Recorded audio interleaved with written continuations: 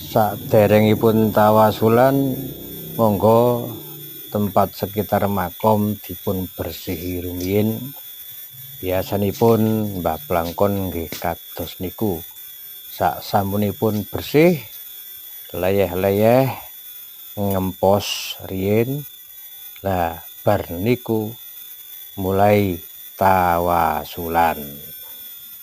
Tawasul kali si A, si B, si C, si D lan sak piturutipun.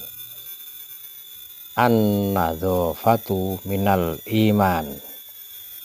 Kebersihan niku sebagian dari iman.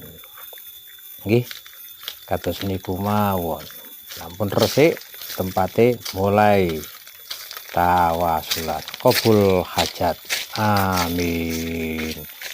Dunya lan akhirat.